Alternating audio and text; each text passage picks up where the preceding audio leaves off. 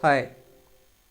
Last lecture में जब हमने कंपोनेंट्स के बारे में बताया, फंक्शनल कंपोनेंट्स को, और हमने बोला था कि नेक्स्ट में हम थोड़ा सा डिस्क्राइब करेंगे क्लास कंपोनेंट्स को। बट कुछ लोगों का रिक्वेस्ट मेरे पास आया है, कुछ स्टूडेंट्स का, कुछ छात्रों का, कि सर एक बार जावा स्क्रिप्ट के बेसिक क्लास कंसेप्ट्स को थोड़ा सा डिस्क्राइब कर दिए।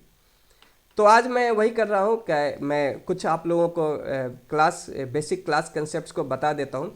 बेसिकली क्लास को जैसे हम लोग पढ़ते आ रहे हैं ऑब्जेक्ट ओरिएंटेड लैंग्वेजेस में, क्लास जो हमारा रियल लाइफ कंसेप्ट है क्लास का, उसी कंसेप्ट को यूज किया जाने का कोशिश किया गया है हमारे इस प्रोग्रामिंग लैंग्वेजेस में, ऑब्जेक्ट ओरिएंटेड प्रोग्रामिंग लैंग्वेजेस में। तो जैसे हम लोग कोई भी, अगर हम रियल लाइफ एग्जांपल में देखें तो क्लास क्या है, एक ग्रुप को, एक कलेक्शन को हम क्लास कहते हैं। जहां पे सिमिलर टाइप का प्रॉपर्टीज हो उसका एक कलेक्शन बनाते हैं और उसे हम क्लास कहते हैं।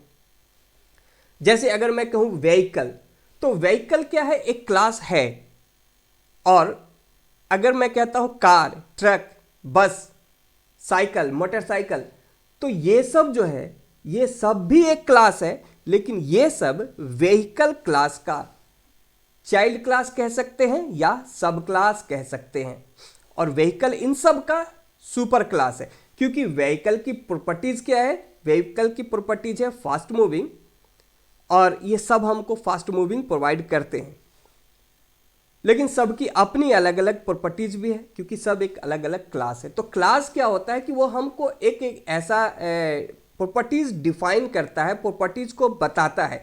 क्लास फिजिकली कोई चीज नहीं है, वो सिर्फ प्रॉपर्टीज के बारे में इंफॉर्मेशन देता है। और उस प्रॉपर्टीज को अगर हम यूज करना चाहते हैं तब हम लोगों को उस क्लास के ऑब्जेक्ट की जरूरत पड़ती है। तो जैसे अगर मैं कार पे बैठना चाहता हूं तो हम लोगों को एक फिजिकल कार परचेज करना होगा। तो जो फिजिकल कार मैं परचेज कर रहा हूं या कोई भी कर रहा है, वो फिजिकल कार ऑब्जेक्ट हुआ कार क्लास का। और उस फिजिकल कार में उस कार क्लास का सारा प्रॉपर्टीज मिलेगा। तो क्लास एक कंसेप्ट होता है जो प्रॉपर्टीज को डिफाइन करता है, एंड ऑब्जेक्ट एक फिजिकल एंटिटी होता है किसी भी क्लास का। तो क्लास हम जब प्रोग्राम में डिफाइन करते हैं तो हम क्लास में ये भी कह सकते हैं कि अ class is an user defined data type. जैसे हम इंट का यूज करते हैं, या जावा स्क्रिप्ट में हम लोग लिखते हैं लेट एक्स इक्वल टू 5, तो यानी कि एक्स एक इंटीजर टाइप का वेरिएबल हुआ। तो यहाँ पे हमारा जो एक्स का प्रॉपर्टीज है वो मिल रहा है सिस्टम से। बट क्लास जो हम डिफाइन करेंगे वो हमारा यूजर डिफाइंड होगा, हम अपने हिसाब से उसमें प्रॉपर्टीज असाइन करेंगे। तो हम क्लास को कह सकते हैं class is an user defined data type and object is the variable of class types. अब किसी भी क्लास को अगर हम डिफाइन करना चाहते हैं तो हम लोगों को एक क्लास कीवर्ड का यूज करना पड़ता है, और इसके बॉडी में हम कर्ली ब्रेस से डिफाइन करते हैं बॉडी को, और उस बॉडी में हम डिफरेंट मेंबर्स प्रॉपर्टी के रूप में डिक्लेयर करते हैं। और उन प्रॉपर्टीज को एक्सेस करना हो तो हम लोग ऑब्जेक्ट का यूज करेंगे। जैसे यहाँ पे आप देख सकते हैं क्लास ए डिफाइन किया गया। अभी इसमें कुछ है नहीं, बस जस्ट मैं एग्जांपल में दिखा रहा हूँ। ये क्लास बना क्लास ए, इस क्लास का नेम हो गया, हम नेम कुछ भी रख सकते हैं।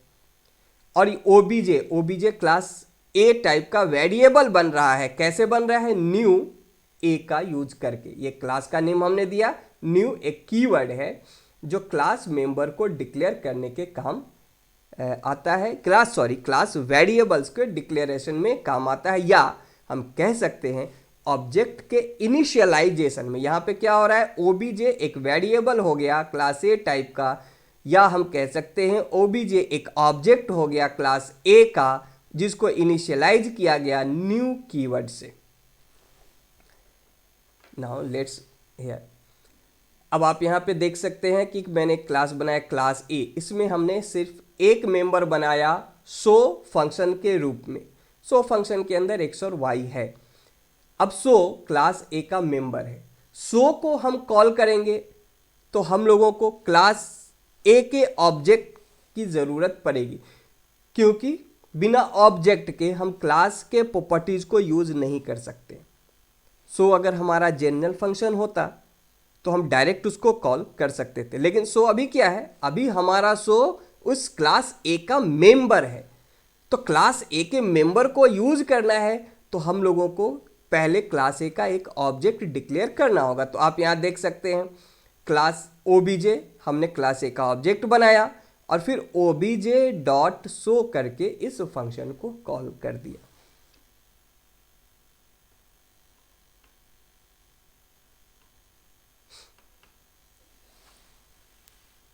तो आप यहां देख सकते हैं हम अपने विजुअल स्टूडियो में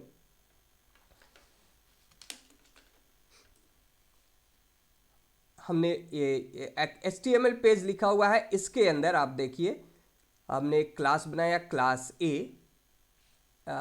ये दूसरा एग्जांपल मैं दिखाता हूँ आपको। यहाँ पे हमने एक क्लास बनाया क्लास ए, इसमें हमने ये कंस्ट्रक्टर डिफाइन किया और ये शो फंक्शन जो अभी मैं वहाँ पे लिख रहा था। और शो फंक्शन में अभी हम लोग क्या कर रहे हैं, अभी हम लोग यहाँ पे एक्स और वाई की वैल्यू को जस्ट प्रिंट कर रहे हैं। अब इस शो फंक्शन को कॉल करने के लिए हम लोग क्या करेंगे, हम लोग पहले ऑब्जेक्ट बना रहे हैं क्लास ए का।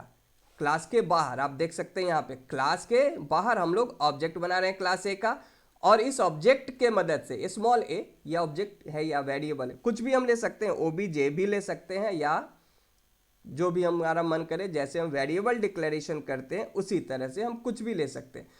तो अब इस ऑब्जेक्ट के रेफरेंस से हमने इसको कॉल कर दिया।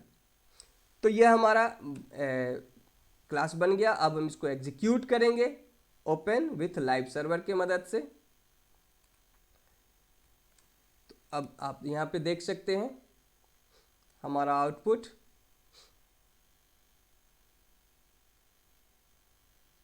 आ गया, फंक्शन इन क्लास 1020।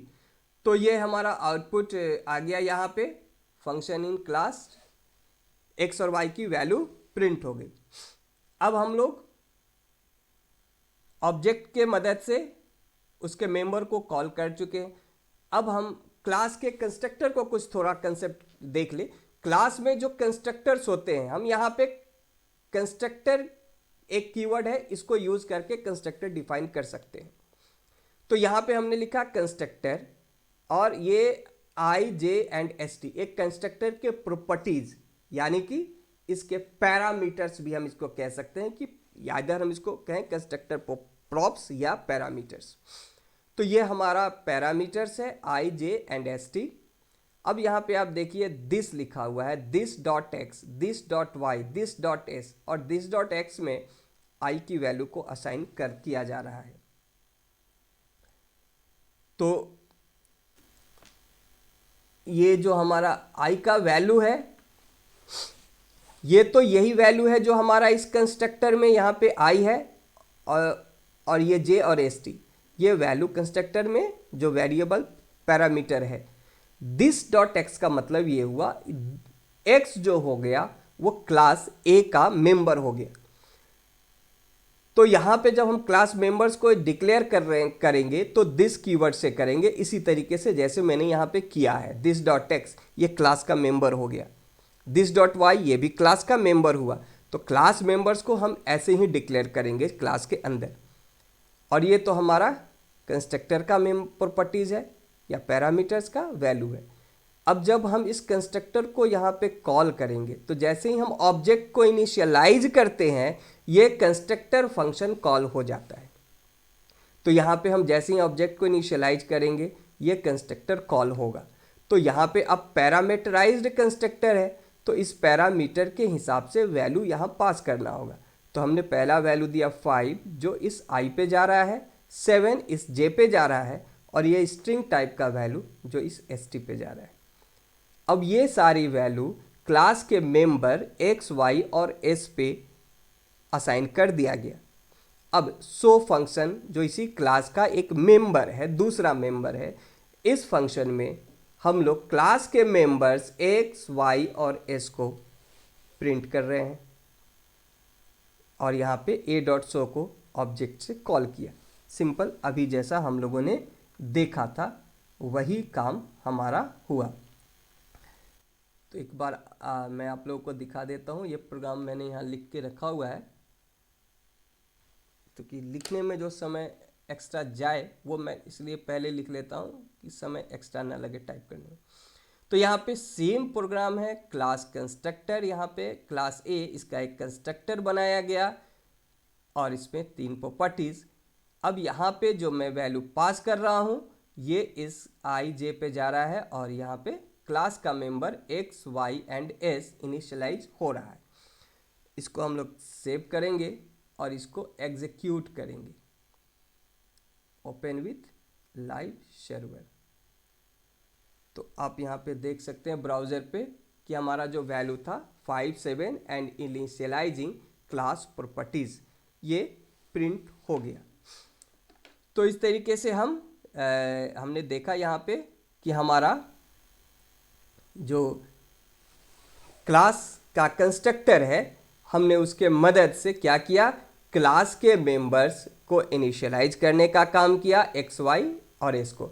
तो कंस्ट्रक्टर का पर्पस यही है कि कंस्ट्रक्टर हम बनाएंगे तभी जब हम चाहेंगे कि क्लास के मेंबर्स का इनिशियलाइजेशन करना है, और वो अगर हम चाहेंगे कि बाहर की वैल्यू से करना है तो हम उसको पैरामीटराइज्ड कर देंगे।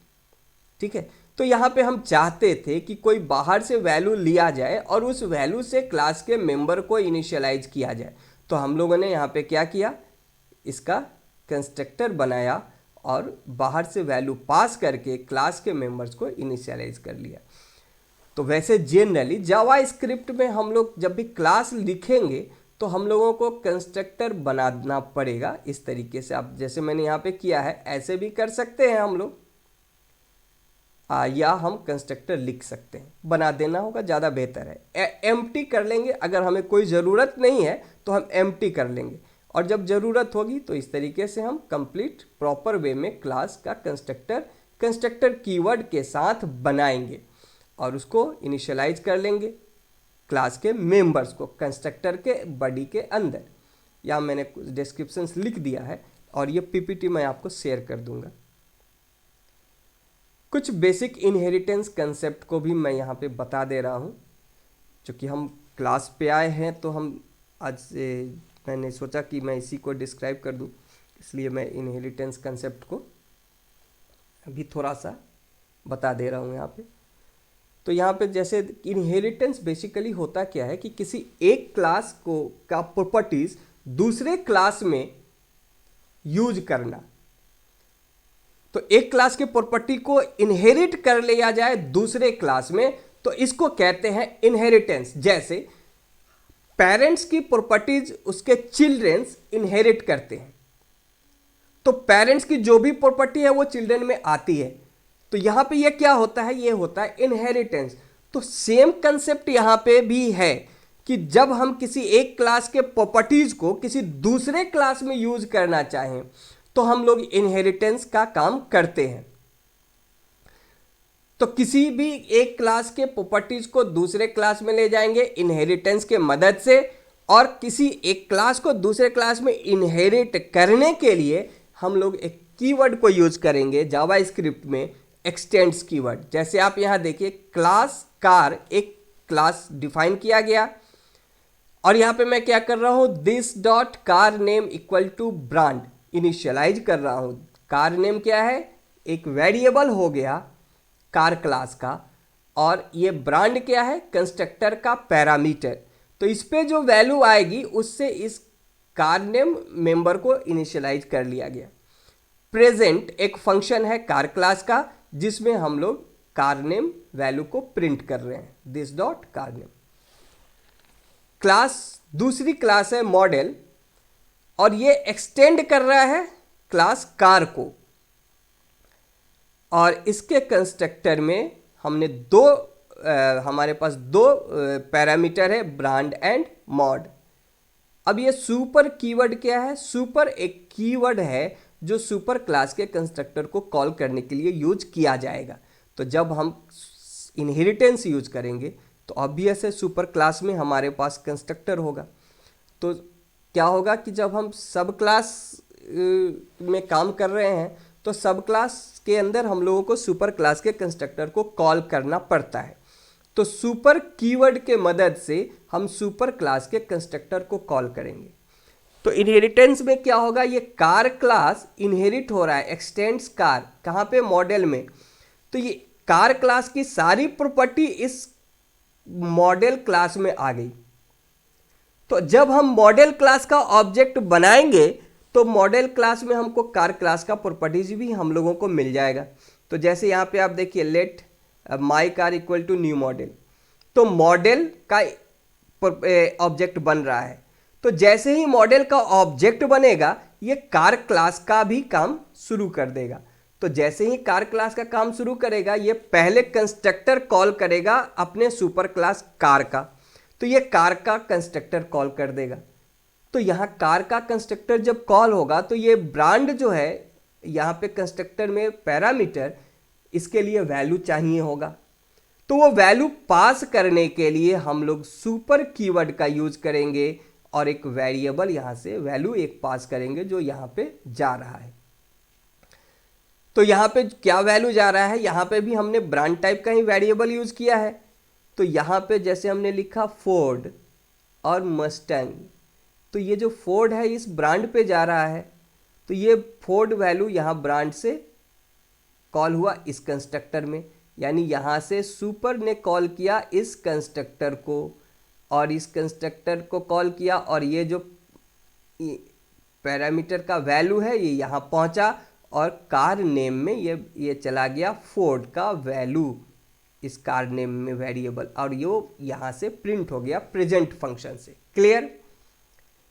और दूसरा वैल्यू मॉडल का यहाँ पे आ गया दिस डॉट मॉडल में, जो कि मॉडल क्लास का मेंबर हो गया मॉडल। ओके। और सो फंक्शन में हम पहले क्या कर रहे हैं, प्रेजेंट सुपर क्लास के फंक्शन को कॉल कर रहे हैं। अभी मैंने क्या बताया कि जब इनहेरिटेंस का कंसेप्ट है तो सुपर क्लास के प्रॉपर्टीज को सब क्लास एक्सेस करेगा। तो यहाँ पे प्रेजेंट क्या है, फंक्शन है सुपर क्लास का, तो उस फंक्शन को सब क्लास एक्सेस करेगा, क्योंकि यहाँ पेरेंट चाइल्ड का कंसेप्ट है। जैसे हम आप अपने मम्मी पापा के प्रॉपर्टीज को एक्सेस कर सकते, उसी तरह से ये क्लास भी अपने सुपर क्लास यानी पेरेंट क्लास के प्रॉपर्टीज को एक्सेस करेगा।